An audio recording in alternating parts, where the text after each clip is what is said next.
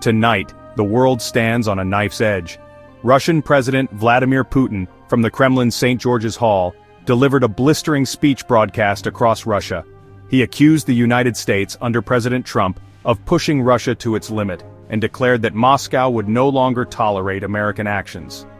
Putin's message, the recent shifts in US policy and European rhetoric have created an unacceptable situation, setting the stage for a dangerous new chapter.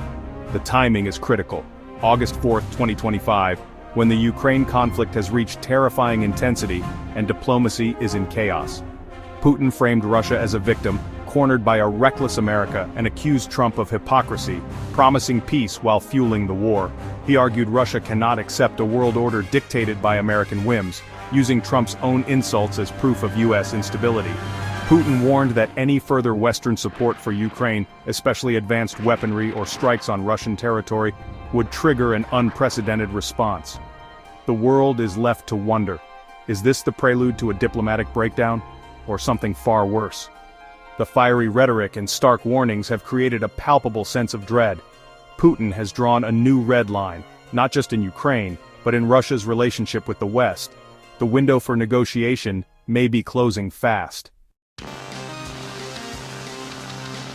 To understand Putin's fury, look to the scorched earth of Ukraine. This past May, Russia unleashed its largest aerial bombardments yet, nearly 900 explosive drones and dozens of missiles in a single weekend.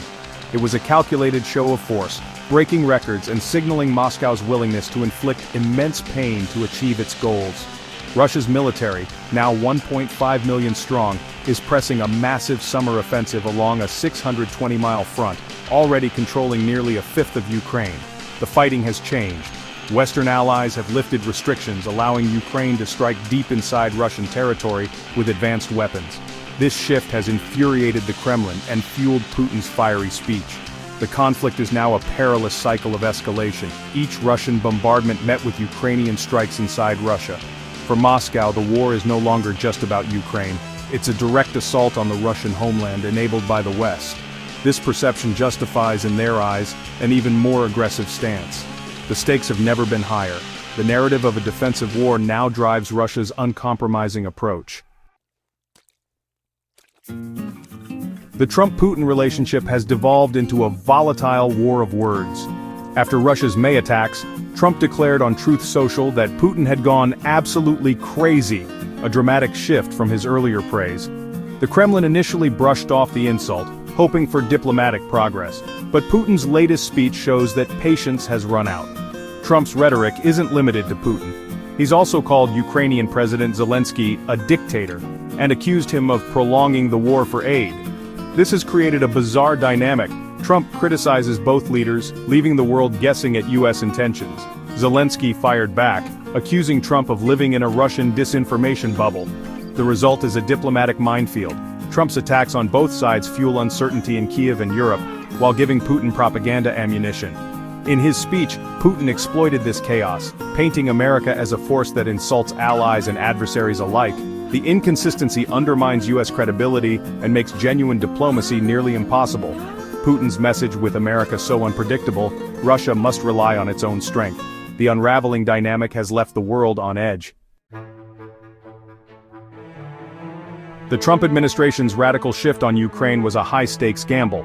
The first move pausing all military aid to Kiev, shocking Ukraine and Europe. Trump and Vice President J.D. Vance demanded Zelensky negotiate, using aid as leverage. Simultaneously, the U.S. opened direct talks with Moscow, appointing a new Russian ambassador to Washington. Some saw this as pragmatic. Others feared the U.S. might cut a deal over Europe's head. The U.S. pushed for an immediate ceasefire, securing reluctant Ukrainian agreement, but Moscow flatly rejected it, sensing a battlefield advantage. The collapse of this initiative was a major blow to Trump's strategy. From Russia's view, America's approach was hypocritical, demanding a ceasefire while Europe ramped up support and lifted restrictions on Ukrainian strikes inside Russia. Putin seized on this contradiction, calling America's peace push a sham designed to weaken Russia. The perceived duplicity shattered fragile trust. The gamble backfired, escalating tensions further. The U.S. now faces a diplomatic dead end. The world watches for the next move. As the U.S. shifted course, Europe was caught in the crossfire. French President Macron declared Russia a direct threat and proposed extending France's nuclear deterrent to protect Europe, a radical move. The Kremlin responded with fury, likening Macron to Napoleon and Hitler and warning that NATO troops in Ukraine would be met with force. Germany, meanwhile, took a more cautious path. Chancellor Scholz defended Zelensky against Trump's attacks, emphasizing Ukraine's democratic legitimacy. This highlighted a growing rift between Washington and its European partners. Europe now speaks with conflicting voices, Macron's hawkish stance versus Germany's focus on democratic norms. Yet both, along with the UK, have allowed Ukraine to use their weapons for strikes inside Russia. For Putin, this mix of rhetoric and military support confirms his narrative of a hostile united West. Any talk of peace now seems more distant than ever. Amid the chaos, a rare moment of humanity emerged in May 2025. Russia and Ukraine exchanged over 1,000 prisoners each, including many civilians, after tense negotiations in Istanbul. For thousands of families, it ended an agonizing wait and offered a flicker of hope. The operation required direct communication and trust, rare commodities in this war. It stands as the only tangible success of recent talks, a brief shift from war to humanity. Yet the exchange did not lead to broader de-escalation. Russian bombardments resumed almost immediately. The prisoner swap remains an isolated reminder of shared humanity amid relentless conflict. At the heart of Putin's speech was the collapse of trust. He accused the US of hypocrisy, demanding a ceasefire while enabling deeper Ukrainian strikes into Russia. Putin sees the Trump administration's policy as a strategy to fight Russia down to the last Ukrainian. The pause in US aid is viewed as a tactic to pressure Kiev while Europe escalates. Macron's talk of troops and nuclear protection is to Putin the voice of NATO under US direction. Every Western move is seen as part of a plan to defeat Russia. Trump's public insults of both Putin and Zelensky are used as evidence of American chaos. Putin's conclusion: the West is not serious about Russia's security concerns. Until a credible proposal emerges, Russia will rely on military might. The battlefield, not the negotiating table, remains the focus. Putin's speech has cast a long, ominous shadow.